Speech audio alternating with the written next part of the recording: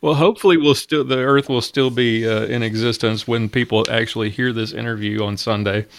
But if not, we'll still have fun with it. And the sad part is that no one will ever know.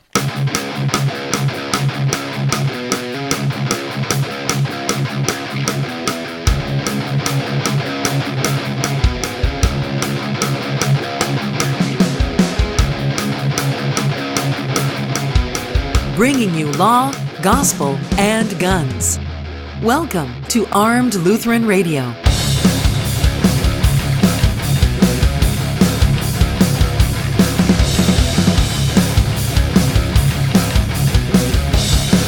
Welcome to Armed Lutheran Radio, a show about guns, hunting, competition, and the natural right of self-defense and what God's Word says about the issues surrounding gun rights and gun ownership. I'm your host, Lloyd Bailey, the Armed Lutheran, and this is episode number 90, brought to you by Kooks Holsters, American-made custom Kydex holsters with a lifetime warranty and a 100% satisfaction guarantee, KooksHolsters.com. Welcome to the show. Hope you had a great week. Thank you so much for making Armed Lutheran Radio a part of your day again this week. I really appreciate that. I had a crazy, craptastic kind of week, actually. I don't know how yours was. Mine was not so great. The project that got dropped in my lap back in April, the one that caused me to cancel my trip to the NRA annual meetings in Atlanta, well, that project blew up in my face this week, and I've been doing almost nothing but treading water and trying to salvage that project. Then on Friday, I got some kind of weird inner ear infection thing going on, and I spent the day dealing with vertigo, with the world spinning. That was fun. But the bright spot this week has been the podcast. I got to record a great segment of Clinging to God and Guns with Pastor Bennett. You're going to hear that next week.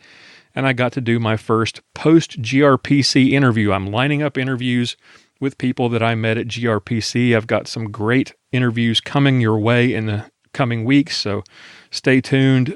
You're going to really enjoy what you hear. Today, you're going to get to hear from Rick Ector, the firearms instructor and gun rights advocate from Detroit. I had the pleasure of meeting him at the Gun Rights Policy Conference here in Dallas. He's going to join me by phone today to talk about Detroit, to talk about diversity in the gun rights community, and we're going to do something that he hasn't done in a while, and that's take a stroll down memory lane and talk about how he became a gun rights advocate and an instructor. The full interview ran an hour and close to 40 minutes. So you'll be able to hear it in full if you join the Reformation Gun Club. That's our special members-only site for fans of the podcast. For as little as $1.50 a month or $15.17 per year, you get access to every tip, every interview, every roundtable. You get extended versions of those segments with audio that was cut to save time on the podcast. Check it out today, gunclub.armedlutheran.us. Sign up today. You get some great Armed Lutheran swag. You get member discounts at Deltec Force and Talon Gun Grips, Kooks Holsters, Easy to See Targets, and others. And you get access to all the great content. And you get to help support the podcast, which we very much appreciate. Check that out today. The combat and competition class that I mentioned a couple of weeks back, it's going to happen. If you're signed up for our newsletter, another something I would encourage you to do. You found out about that earlier this week. We've got a date set. It's Saturday, November 18th at Mission 160 Tactical in Whitewright, Texas. It's going to be a half day of defensive handgun training with Aaron Israel and a half day of IDPA-style competition handgun training with Sergeant Bill. Tickets are available now on Eventbrite, and there's a link in the show notes. They're $220. And you get a 10% discount if you use the promo code ALR2017, 2017. So look for a link to that in the show notes and sign up if you would like to train with the cast of Armed Lutheran Radio. Now, the interview with Rick Ector, an IDPA Nationals wrap-up from Sergeant Bill, hunting tips from Mia, and a self-defense tip for concert goers from Aaron Israel, all that is coming your way today. Right after this, you're listening to Armed Lutheran Radio on the Self-Defense Radio Network.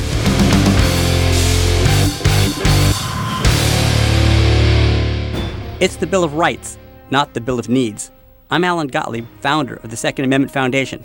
When someone says we don't need that kind of gun, Remind them the Founding Fathers determined what rights our Constitution should protect. There's a world of difference between rights and needs. It is not the function of government to tell us what we need or what we don't. Certainly no one needs an assault rifle or a Saturday night special, or for that matter, no one needs a Corvette with a high-capacity horsepower engine capable of speeds to 150 miles per hour. But in the hands of honest, responsible individuals, we have the right of choice. We have the right to read books others don't like. We have the right to listen to any radio program we choose. We have the right to dress the way we want to. We also have the right to own firearms of our choice. So the next time someone tells you you don't need something, tell them it's the Bill of Rights, not the Bill of Needs. Join the Second Amendment Foundation today so that this message and our Bill of Rights might live. Call 425-454-7012.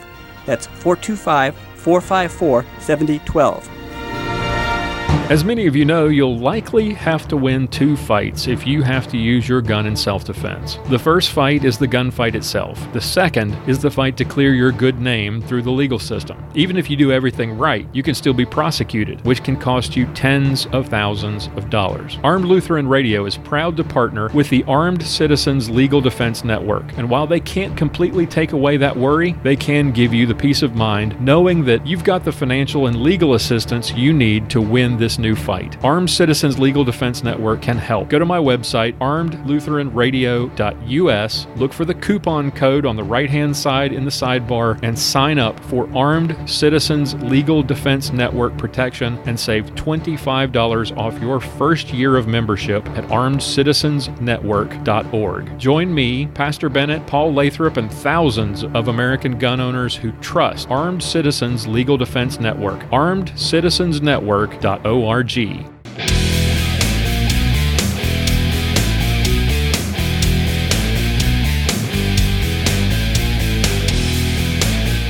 It's time for this week's self-defense tip from Aaron Israel of Fundamental Defense. Hey folks, this is Aaron Israel with Fundamental Defense here with your personal defense tip of the week. This week I want to talk to you about concert safety or any outdoor music festival type event in light of the Las Vegas massacre. First off, if you're planning on going to an outdoor concert festival, I would be very cautious about going to one of those if it's in an unsecure area that's surrounded by buildings that are unsecure like you saw in Las Vegas. They may have patted people down and done the normal concert security when the people walked into the festival, but obviously all the buildings surrounding the area were not secure, which is where the shooter was able to find a perch and do what he did on Sunday. So I would generally avoid going to that sort of a concert because you're just in an unsecure area, you're fish in a barrel, so to speak, and it's a very soft target, and this is not the last time we're going to see something like this take place. It's now rumored that the guy had hotel rooms that he had purchased at Lollapalooza and some other country music festivals where he was possibly scoping out the possibility of committing this mass murder, and so these are things that could be copied in the future and are a known terrorist TTP to begin with to do things like this. Even if it's not shooting, it could be a bomb exploding, something like that. If it's an unsecure area that's a big mass of people, I would stay out of it as a general rule. But obviously, we're still going to go to concerts. I went to a concert this summer to go see Metallica, and so you shouldn't just stop living your life just because there's a potential terrorist threat. So here are some things to think about if you are going to go to a concert. First off, make sure it's at a well-secured area. Like I went to a concert at the Cowboy Stadium, Jerry World, and it's a very secure area. They have very thorough pat-downs with metal detectors and SWAT and police all over the place, and it's a very secure area. Now, that's not to say that you couldn't penetrate that security if you wanted to, but it's better than just a big open outdoor venue where they're not doing anything. As you're walking up to the concert venue from your vehicle, I would set a rally point somewhere outside. If you've got a restaurant that you're passing by or some kind of a really obvious landmark, I would set a rally point. And a rally point means you tell whoever's in your group, hey, this is where we're going to meet up if we get separated. So if something goes down and we can't find each other, this is where we're going to meet up after the smoke clears, so to speak. There are a lot of stories coming out of the Vegas massacre of people being separated from their loved ones in the chaos of trying to get out of there and then having to try to find each other afterwards. And cell service is not something that you can count on after a mass casualty event like this. A lot of times it ties up the cell networks. You're not able to get text messages and calls through. So setting that rally point and knowing where you're going to meet up after all things are said and done is going to be a really smart thing so that you can find your loved ones if you get separated. The next thing, go in early. Don't get stuck in a big mass of people trying to get into the venue. That's where you're most vulnerable, is when you're in those big masses of people. So get there early and go in when there's not huge lines so that you can get through security quickly and you're not caught in that big cluster of people out in front of whatever the venue is. Same thing when you're leaving. Wait till after the crowd has cleared before you decide to go ahead and exit the venue. If you think about the Ariana Grande shooting in London earlier this year, they were targeted as they were leaving in that big mass of people. So don't get caught in that mass of people leaving or entering the stadium, and you're going to lower your risk by doing that. So try to stay out of those big clusters. And right off of that, when you're inside the concert venue, I'm going to tell you, don't pick a seat that's going to put you in the center of the crowd of people. Don't be in the mosh pit. Don't be right in front of the stage, right next to the barricade. I know those are good places to watch the music if you want to get close to your favorite star, but from a personal defense perspective, that's the last place you want to be. Pick your seats by an exit if you can, or if your seats are not right by the exit, identify where the exit is and have a plan for how you're going to be able to get to that exit and what the quickest route of escape would be if you needed to get out of there quickly. When I was at the Metallica concert this summer, I had floor seats, which would have allowed me the opportunity to go into the mosh pit area and do all that if I wanted to, but instead I positioned myself close to an exit where I had an easy way to get out if I needed to. The exit was about 15 feet away from me, and I would have had a real easy avenue of egress if I needed to get out of that building. So place yourself close to an exit if you can, and if not, know how you're going to get to that exit if you need to get out quickly. The next thing, identify points of cover in your general vicinity. One of the only things you could really do in this Vegas shooting was find some cover and get behind it, and then wait for your opportunity when the gunshot stopped to get out of Dodge. So identify those pieces of cover ahead of time. You're looking for something that's a heavy steel girder or something like that. A lot of these stage equipment pieces have big steel pieces around them. There were some at the Metallica concert that I could have easily jumped behind. The barricades that they use around the stage could be good things for cover. Sometimes the vendors' areas have real solid pieces of metal around them. Identify that stuff ahead of time and know if I had to get behind cover, here's where I would go. Because if you're in a situation like you found in the Vegas shooting, then that's going to be one of the only things you can do, and you want to have that cover ID'd ahead of time.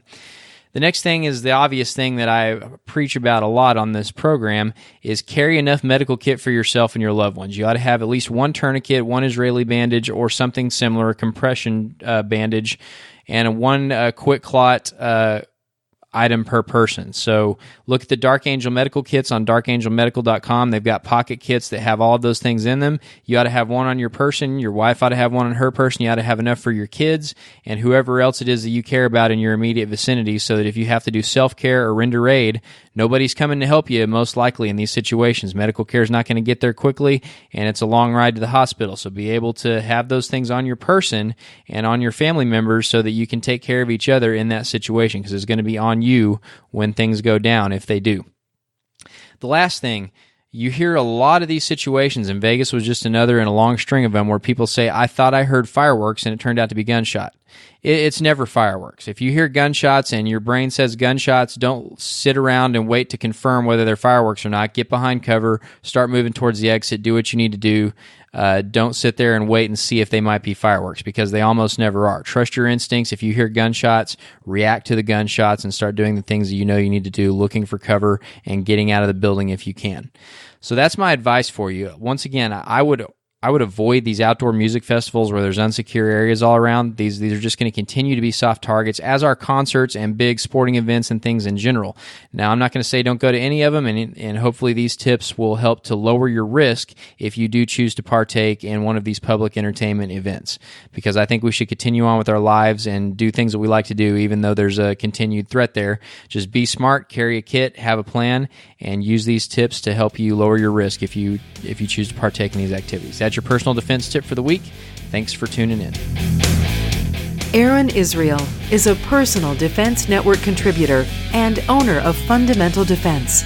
You can find out more and sign up for any of Aaron's classes at fundamentaldefense.com.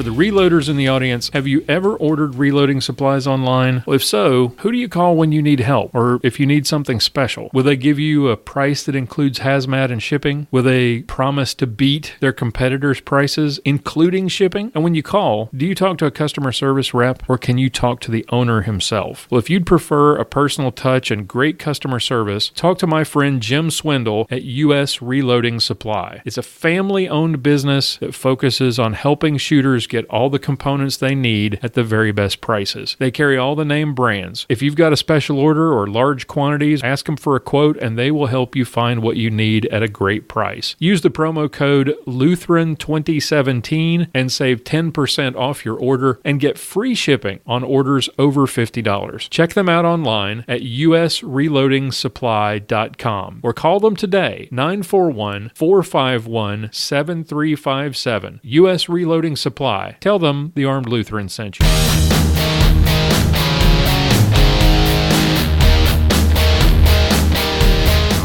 Time now for another Ballistic Minute with Sergeant Bill Sylvia.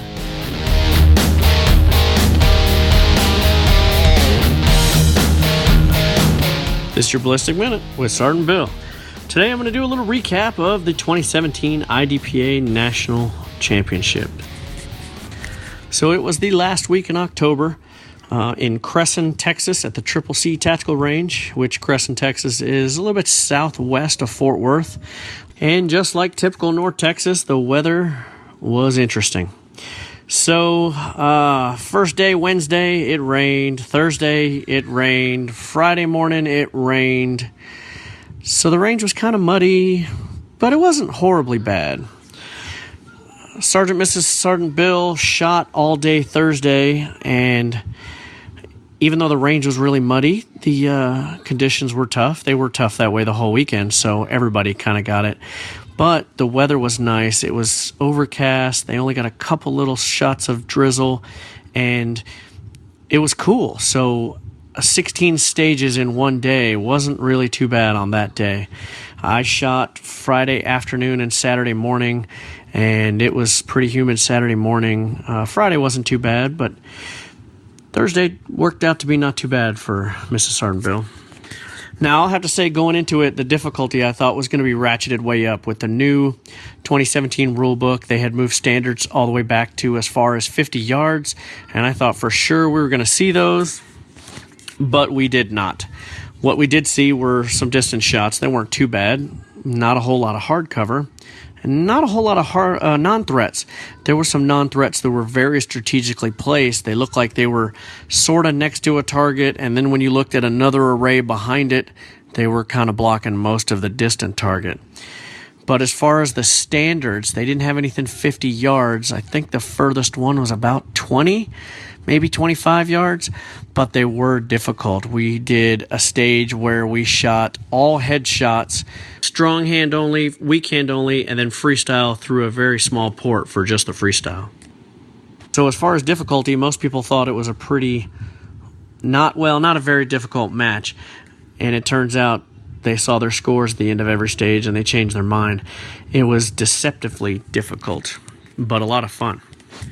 Now, I think there were about 330 to 350 shooters. I don't know how many people ended up getting DQing. There was a few on several stages that had some issues, but with the new rulebook, I noticed there was a lot of pro shooters. Rob Latham, BJ Norris, Mike Seeklander, Gordon Carroll usually shoots, but some of these other guys that don't shoot IDPA except for at their home clubs, they don't shoot them competitively, came out. Probably the top 20 or 30 shooters at the end of the match were pro-sponsored shooters. And what I mean by pro shooters these are guys that either get sponsorship through a company that they work for, Wilson Combat, Springfield, something like that, or they get guns and ammo from them, or they get some sort of compensation, whether they work for them or not. I know Rob Latham, I've taken a class with him, and he is an employee of Springfield Armory, and he does a lot of different things there, but that's his job. He shoots for them. He represents them. Now, just a little note, I kind of thought that maybe IDPA needs to look at maybe another division, a pro division for these guys, Because regular Joes that have full-time jobs like you and I, it's hard for us to compete with the Rob Lathams of the world. Even though I like to compete with them and see where I'm at, these guys are competing against each other. If a pro shooter gets second or third to a couple other pro shooters, he feels like he didn't do very well, yet he beat 350 other people. Now, if I'm a few seconds behind a pro shooter on a stage, man, I feel like I've really done something, but I still got no awards coming home. So maybe a pro division needs to be looked at for IDPA. We've got all our skill divisions, and there's distinguished masters for somebody who's won one of the world's or national competitions, indoor national, outdoor nationals, whatever. But maybe they need a pro division. If you're getting compensation, you should probably be in your own special division. Now, my squad and Sergeant Bill's squad, I was out there both days on the day she shot on Thursday, and then my squad, she was with me on Friday and Saturday. Great people. A couple of them I knew that I'd shot with before. A couple others had shot once or twice before or met, and a few others were new people I'd never shot with before. They were all good people, just like everybody in all the shooting sports. It's amazing, especially IDPA. And there was a lot of upper-level talent at this match. There were a lot of people that were really good shooters. At a national competition like this, you don't get a whole lot of first-time shooters or, that they have only shot, this is their first year shooting IDPA. So it was fun. It was very competitive, even in just my squad, which makes for a lot of fun. Okay, so they had a really nice match book that they made up and didn't release to us until we got to sign in, which was really kind of funny because we had no preview for it, which is not a huge thing. You don't get people that are practicing, setting up stages that look almost identical. But the really funny part was they had directions on the last couple pages from airports on how to get to the match hotel and to the range, which is basically useless if you don't release it until you get to the match hotel. Now, this national match had tons of sponsors, probably 3 pages in the match book, and a lot of prizes. And it seemed to me like everyone got something from the prize table, which is outstanding. But I did notice that they only gave away a few guns. I think I counted 4 of them at the banquet, which at a big national match like that, to only give away 4 guns when you have sponsors like Sig Sauer, Glock, Springfield Armory, and Smith & Wesson, and some of these others, that's almost silly to me because I've shot Tier 2 matches that gave away more than 3 or 4 guns and only had 100 shooters. So in the end, there was the awards banquet. They had really good food, open bar, dude, and me and some of the guys from Iowa, Scott Longhorn and some of the others, Billy didn't make it this time, we all sat at our same table as last year because they did the Nationals match in Crescent again, and it was in the same hotel and everything, so it was kind of interesting, and we had fun. Even with the weather craziness and stuff, it was still an outstanding match. The stages were fantastic. The SOs were fantastic. It was run really well, and it was a blast. If you've shot IDPA and you haven't been to any of the bigger matches, any of the sanctioned matches, I wouldn't jump into Nationals right away because it's not cheap. But if you've shot a few sanctioned matches, give it a shot. I thought they were going to do Worlds next year, but a little birdie at the awards banquet said that Nationals may be in Alabama next year. So I think maybe I'm going to Alabama. So that was IDPA 2017 Nationals. I'm Sergeant Bill, and this has been your Ballistic Minute. Oh, wait. You want to know how I did? Okay, well, I was 41 points down after 16 stages. I was the 8th master in stock service pistol. I was 10th in the stock service pistol division, and I was 36th overall out of 317 shooters that actually finished the match. So I had set a goal to be 3 points or less down per stage, and it turns out I was just under 2.5 points per stage. So keep on practicing. I'm Sergeant Bill. Sergeant Bill Sylvia is a 15-year veteran of the Dallas Police Department and masterclass competitive shooter. You can watch Sergeant Bill's shooting videos at armedlutheran.us/Sergeant Bill. The percentage of women who own guns is growing. American women are more knowledgeable and better equipped to defend themselves than ever before. So, why is it that every time I go to a gun shop, I feel like they're talking down to me? Like, hey little lady, let me show you what you need. It's like all they want to do is sell me a pink gun. If you're tired of feeling that too, visit Guns for Gals, a specialty firearms boutique designed to empower women with information about firearm safety and to equip them with the means to protect themselves. The owners go out of their way to find products specifically for women, and they actually listen and ask questions to help you find the right products to meet your needs. If they wouldn't own it themselves, they won't sell it. Guns for Gals is located at 2035 Central Circle, Suite 108 in McKinney, Texas. Open Monday 1 to 6 and Tuesday through Thursday 11 to 7. And on weekends, you can find them at a gun show near you. Or shop online at www.gunsforgals.com. Guns for Gals, more than just a gun shop. It's how gun shopping should be.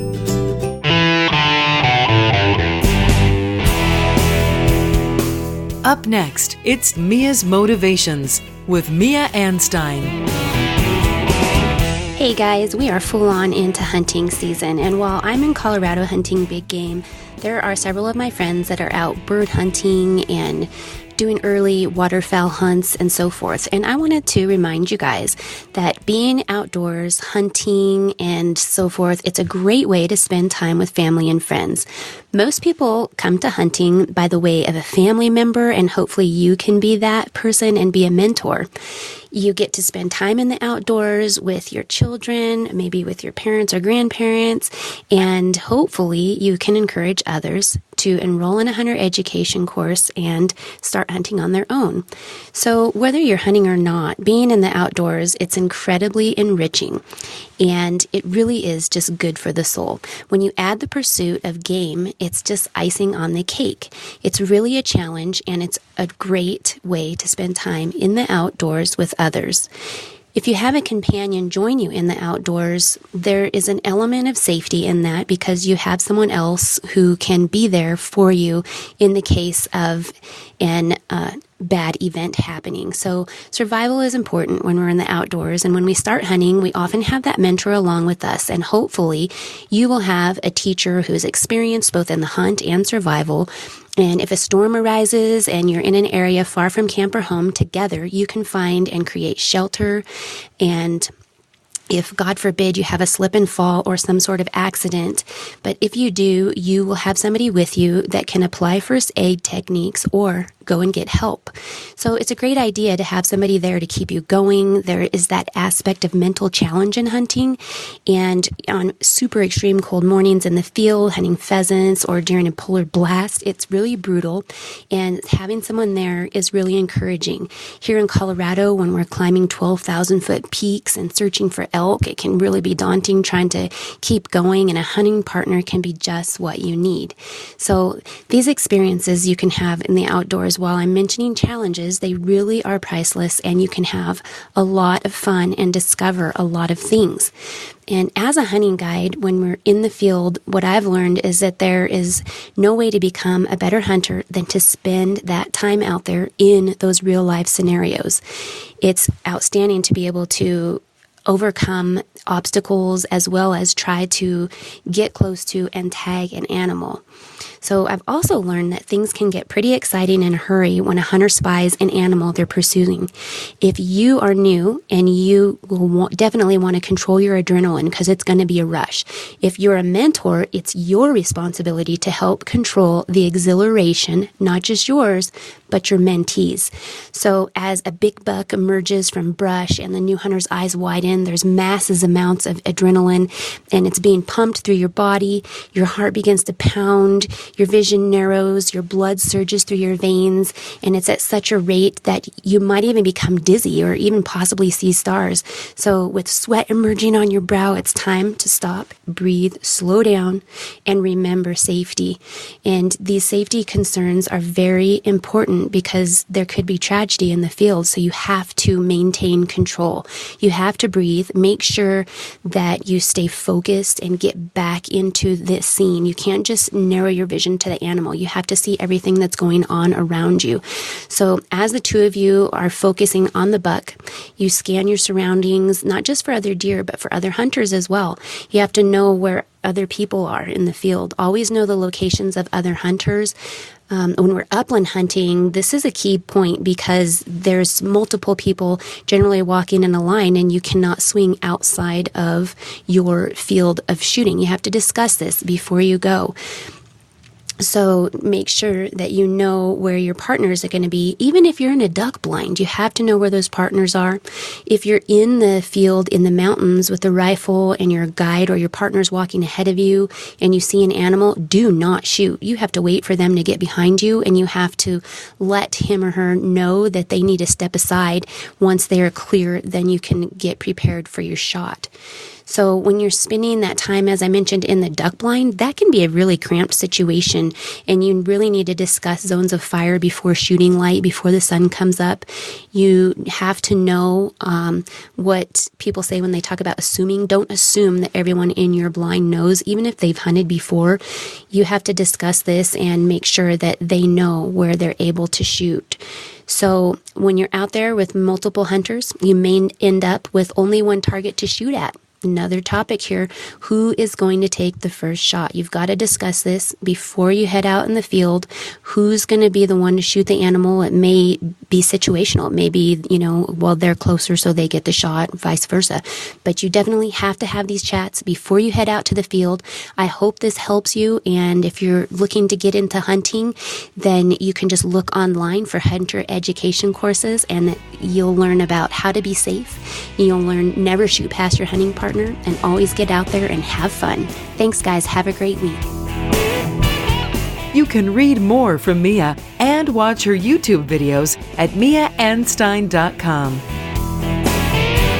Having a good holster is absolutely critical if you're going to carry a firearm for self-defense. If you need a quality holster, let me recommend Kooks Holsters. I've found Kooks Holsters when I bought an IWB holster to write a review. I liked that holster from Kooks Holsters so much that I applied to become an official Kooks Holsters dealer. Kooks Holsters are American-made, custom-molded to fit your firearm. The advantage of Kydex is that it holds its shape. It doesn't lose retention. It won't wear on the finish of your firearm the way leather will. They're available for hundreds of gun models, dozens of color combinations and different printed patterns. They're great for concealed carry, for range work. They come with a lifetime warranty against defects and a 100% satisfaction guarantee. Check them out today, www.kooksholsters.com. Use the promo code ARMEDPODCAST to save 10% off of your order, and make sure you've got a quality holster. Go to kooksholsters.com today.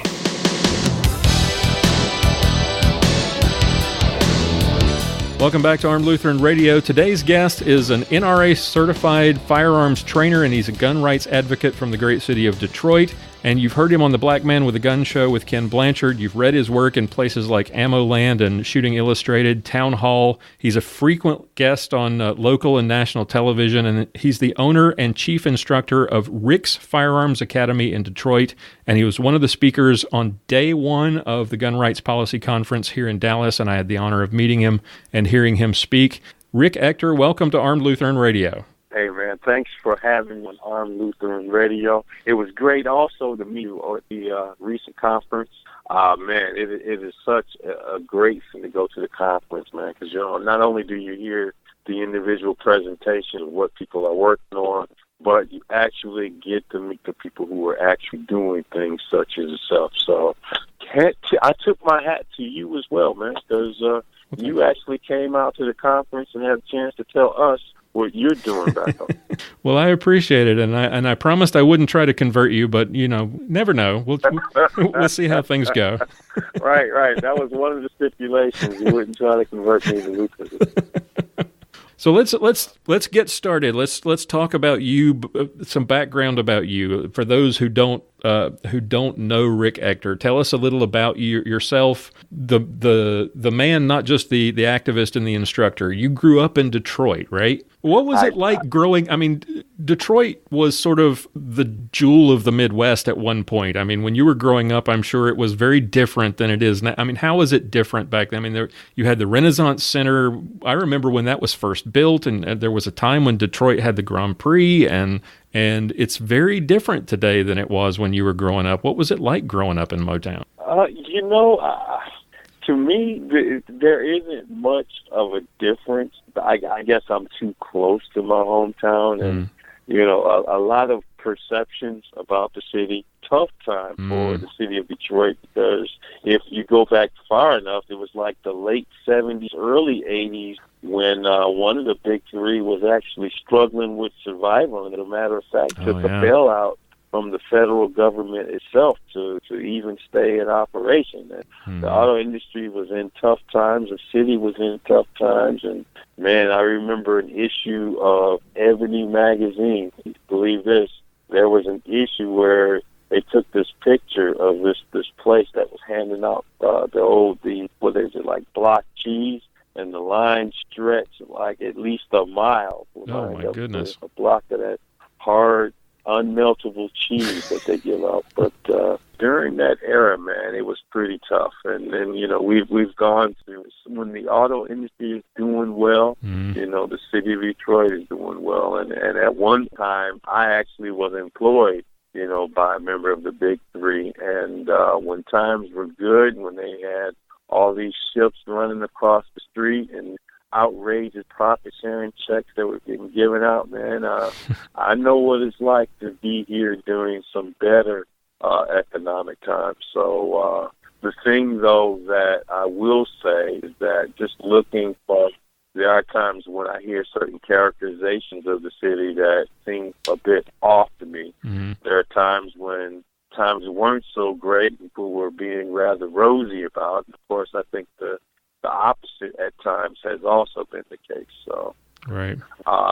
And I'm a lifelong resident. I just turned 50, so I've been here for a minute, and I have had a chance to see, things change over time. So, in terms of crime and in terms of, I mean, we hear all the talk about inner cities and crime. Those reports are in the newspaper, and those people are probably not really, at ground level like people like you and Marcus Weldon. What's it like? I'll tell you that it has always been a place where bad things happen. The question then becomes, well, how bad is it? How bad has it been?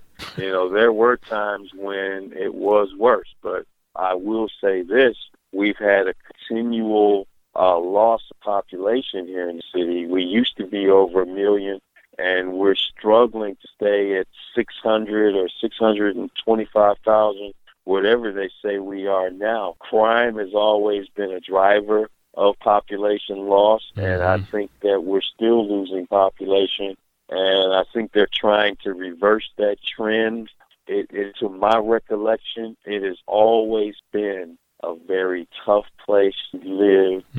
There's always crime. And I'll just tell you flat out, it's always a dangerous place to be. I think if you're from here and if you've lived here pretty much all your life, things are bad and you know that they're bad, but believe it or not, you actually get conditioned and used to living in a town with a lot of crime, and you become streetwise, I guess, and you are wary of what happens in the city, and there's a certain unpublished protocol that you follow to reduce the odds of you being a victim of violent crime. Everybody thinks it's never going to happen to me, right? We have that kind of blinders mentality, right? And I'll tell you, that's exactly the mentality I had, and it wasn't so much so that I was the proverbial ostrich with my head in the ground. It was, I felt that I had some practical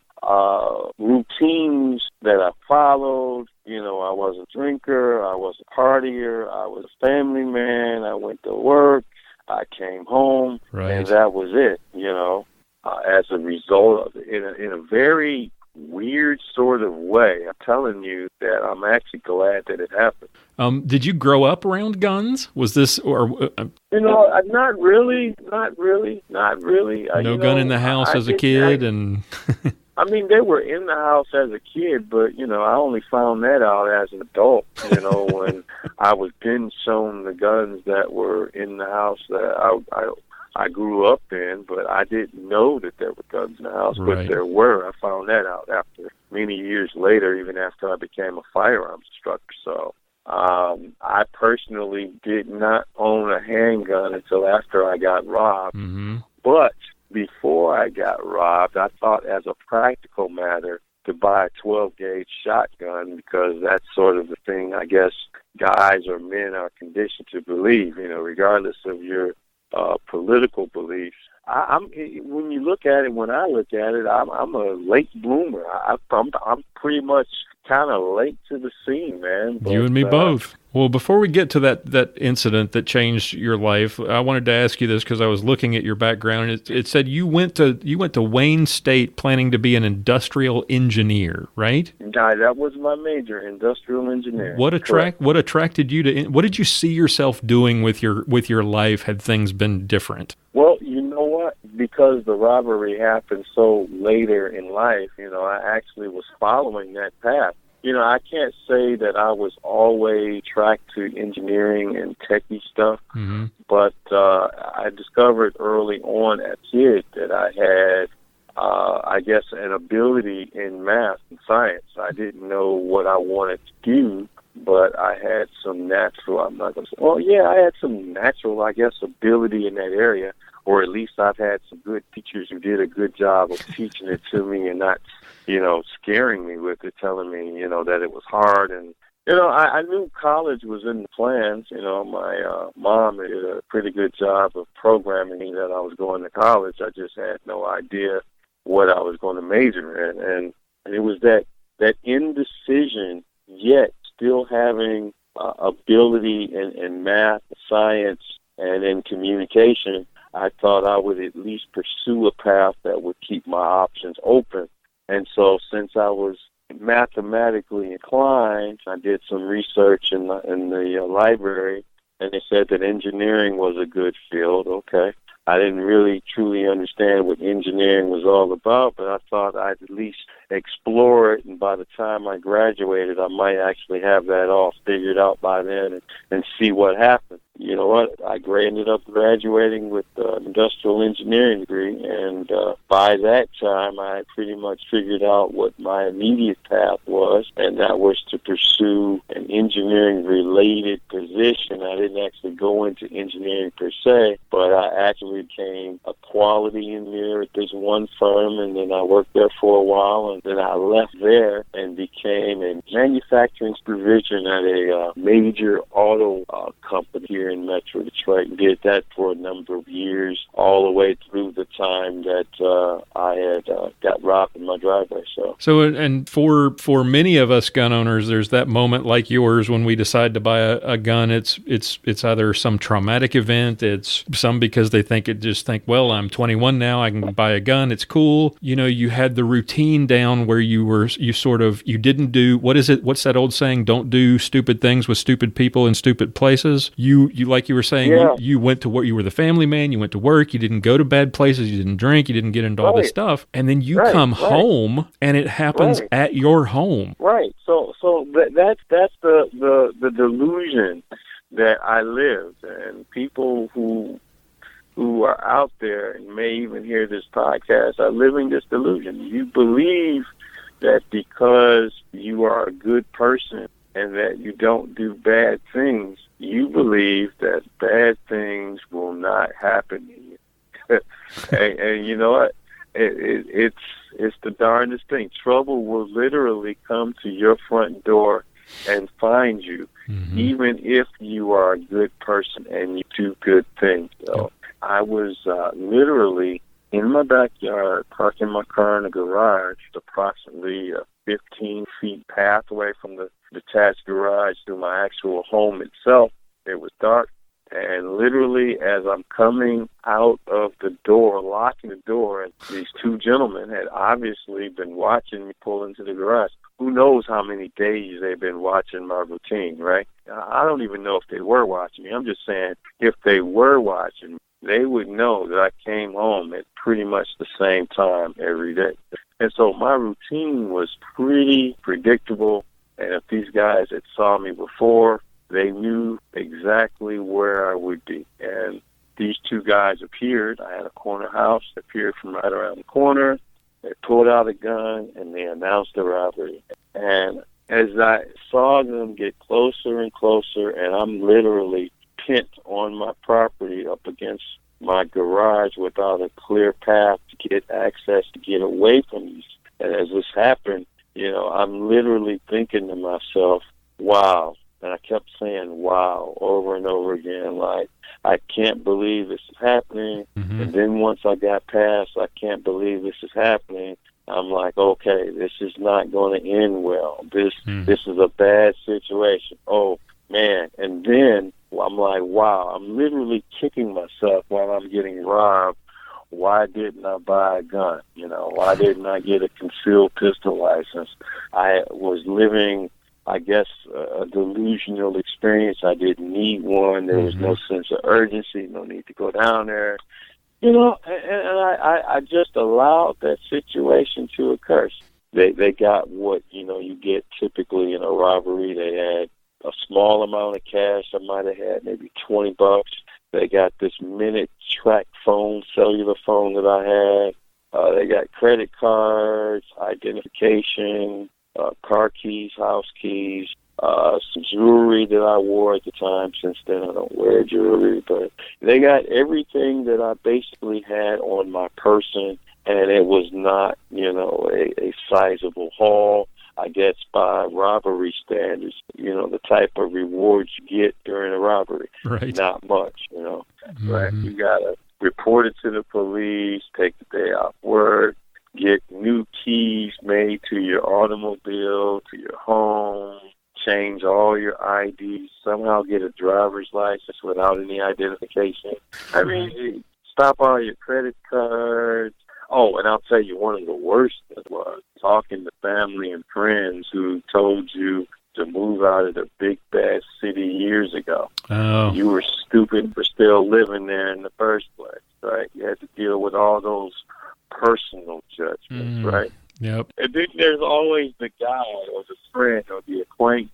They're going to, show you some patented kung fu karate moves that had I had this conversation with them a couple of weeks ago, I probably could have, did this, that, or the other at gunpoint and saved the day, and that, this will help me in the future should I choose not to do the same stuff.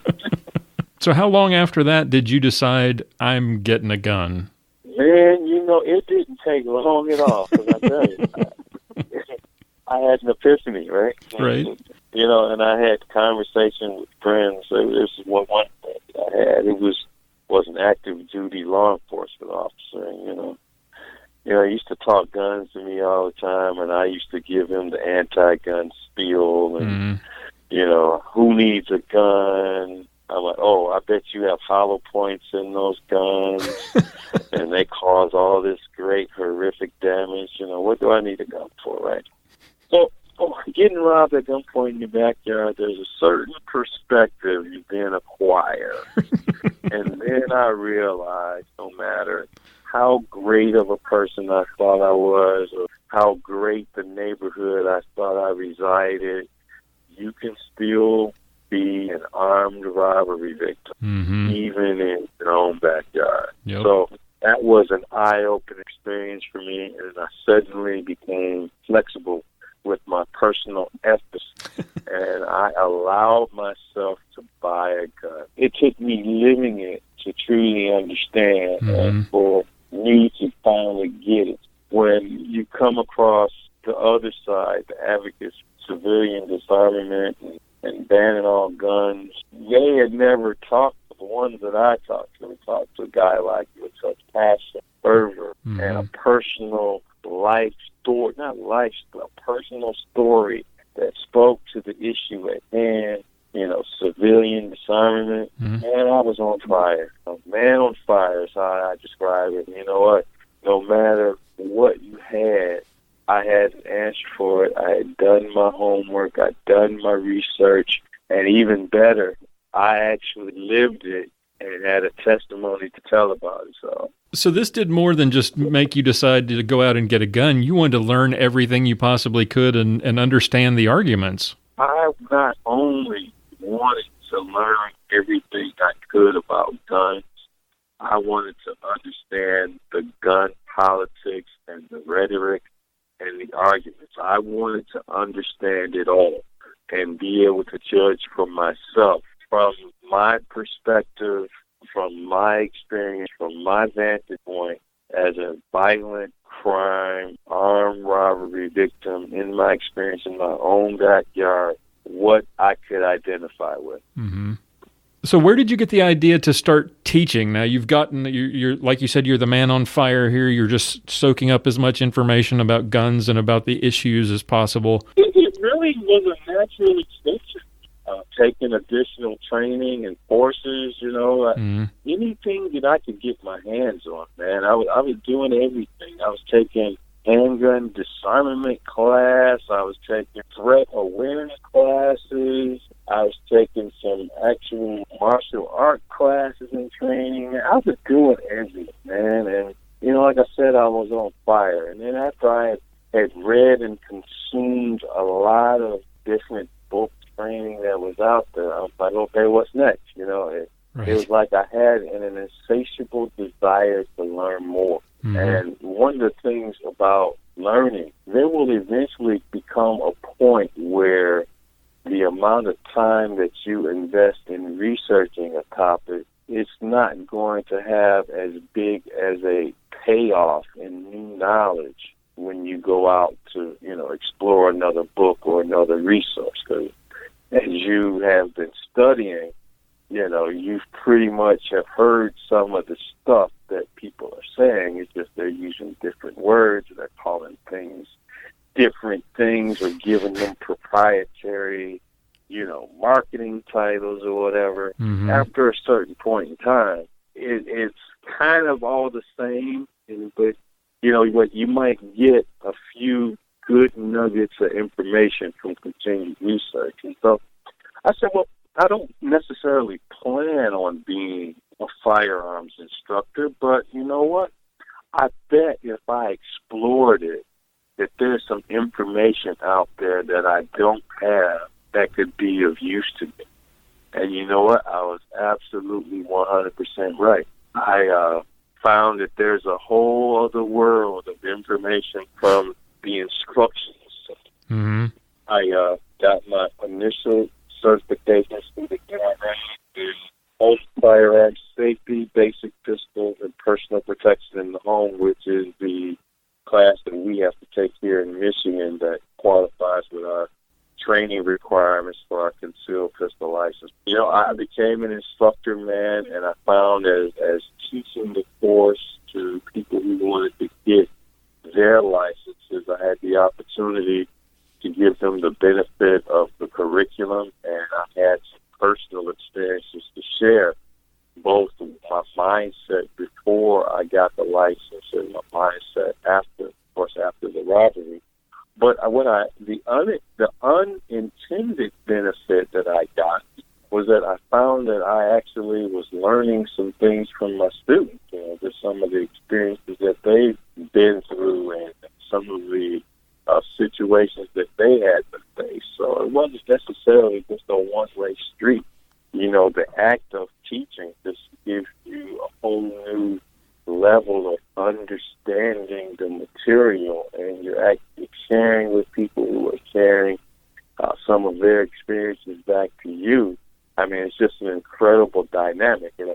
You're actually deepening the connections that you have with the concept of the material. So a few fun questions real quick, and then we'll get serious again. What was the first handgun that you bought after when you decided that I'm going to go out and I'm going to get a handgun? What was that first gun? I bought a Smith & Wesson 9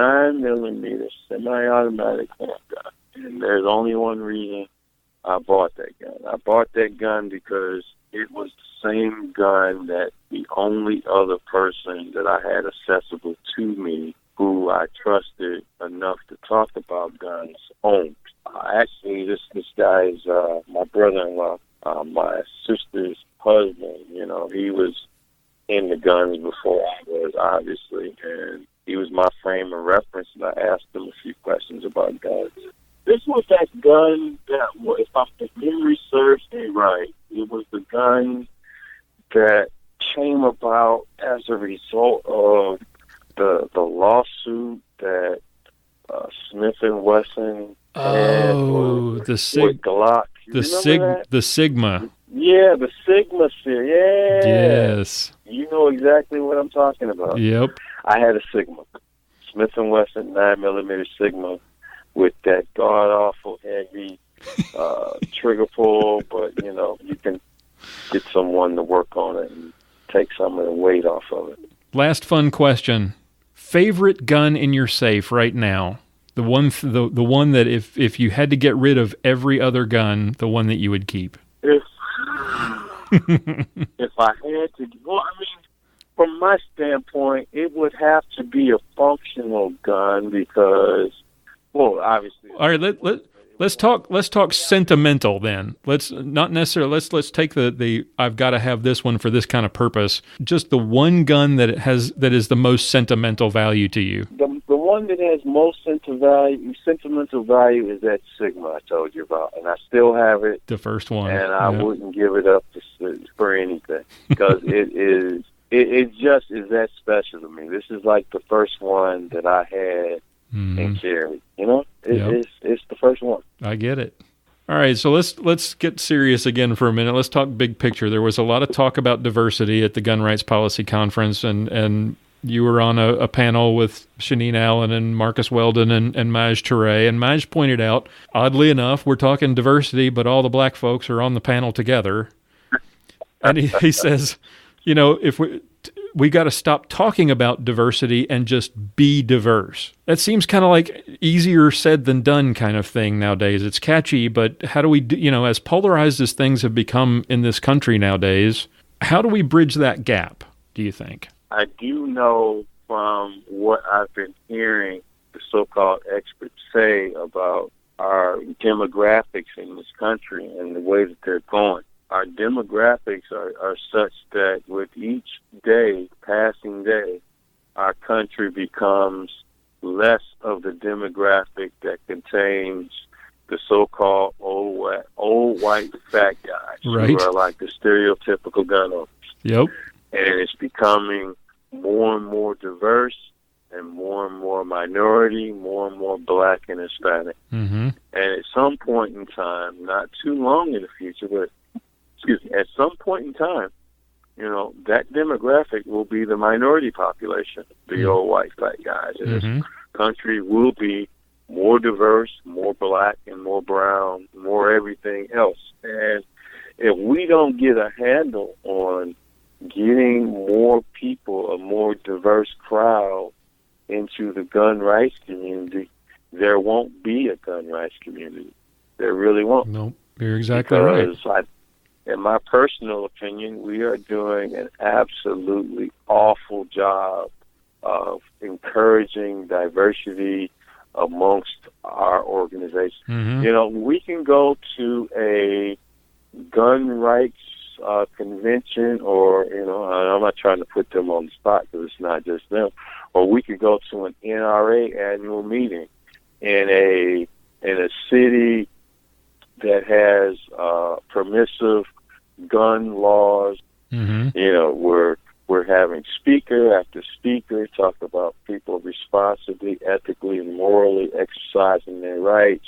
We're doing all this stuff, but the audience is pretty much all white, and it's done in a major urban setting in a city like, let's say, Dallas, right? There's black people in Dallas. But, I mean, there wasn't a whole lot of black people at the conference. Pick an NRA meeting. Mm-hmm. It was in, Atlanta? Yep. So you're talking about a major urban center, right?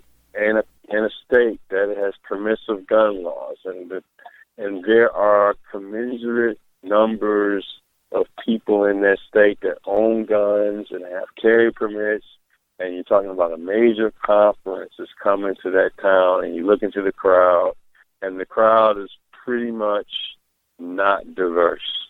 So we are doing, and when I say we, I'm not just pointing fingers at any one organization. I'm talking about us pro-gun people in the aggregate. Mm-hmm. We are doing a very poor job of diversity amongst our ranks, and it will literally bring about our destruction and our demise if we don't do something about it. Yep.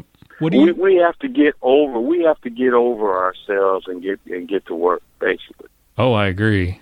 I mean, we got to do something. What does it mean? It means going to those communities. Okay, yeah, we go to those communities and we go to them, you know, in a sort of offhanded kind of way, right? We're going to have our annual conference in your town, but when we come into your town, have we made any type of engagement with minorities Mm-hmm. that we're looking for in that community? Have we identified them? Do we know who they are?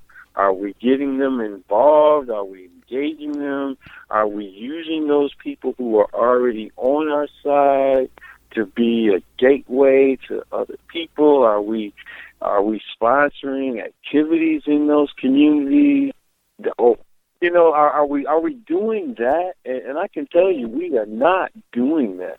You think it's a lot of it is that fear that, remember what Maj was saying in his speech, is that you remember he had that conversation with that guy who was getting ready to, you jumped in and kind of saved the conversation and said, I think this guy's getting ready to write us a check. The guy could not seem to he couldn't get the sentence together because he was so worried about how that might sound. Yeah, there's such a fear that you're going to say the wrong thing Mm-hmm. or whatever that you end up not saying anything at all.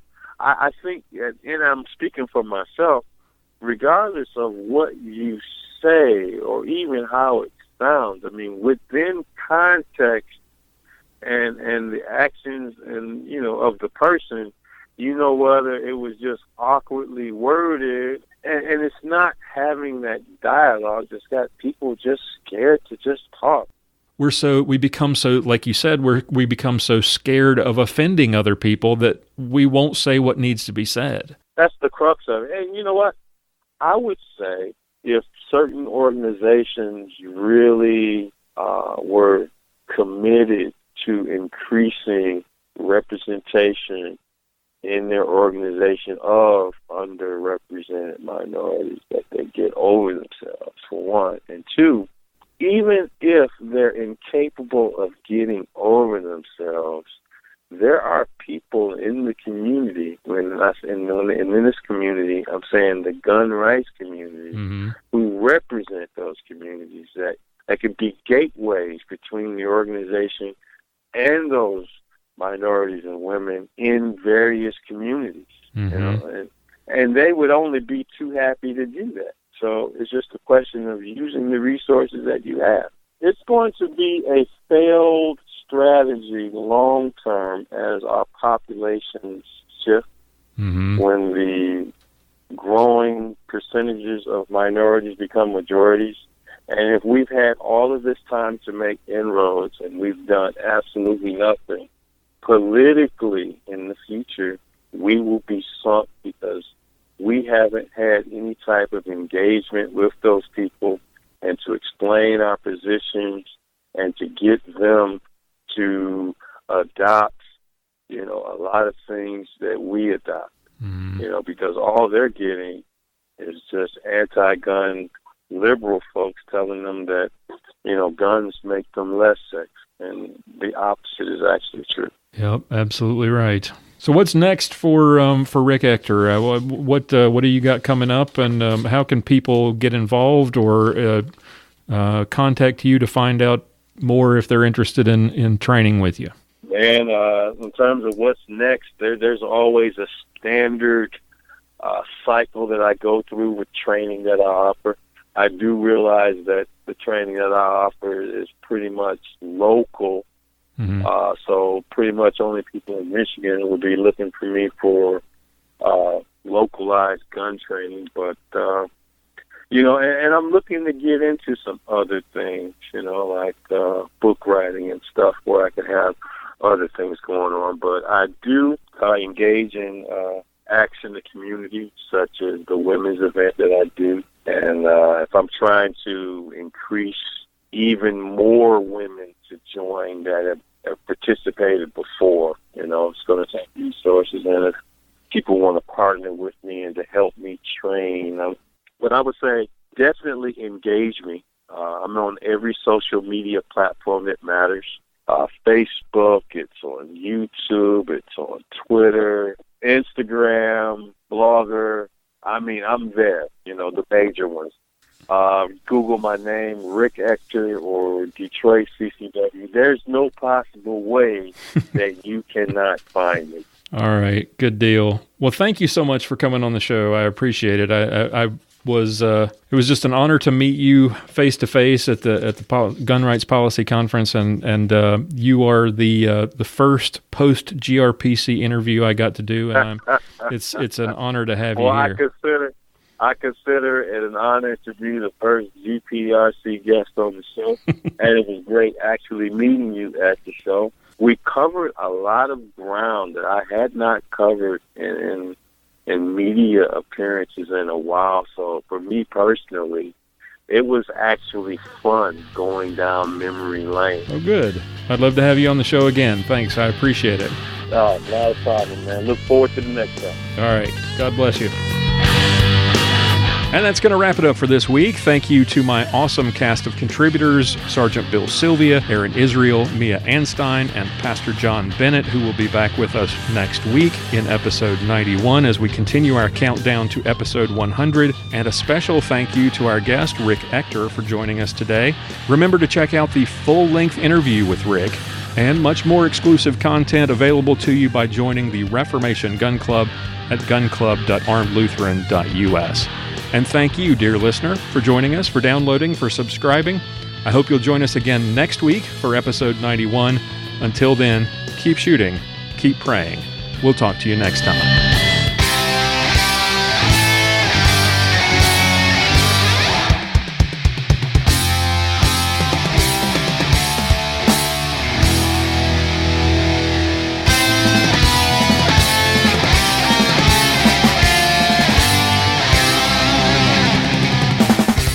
Thank you for listening to this episode of Armed Lutheran Radio. For show notes, be sure to visit our website at www.armedlutheran.us. You can subscribe to this podcast on iTunes, Google Play, Stitcher Radio, and TuneIn. This podcast is made possible by Kooks Holsters and contributions from listeners like you.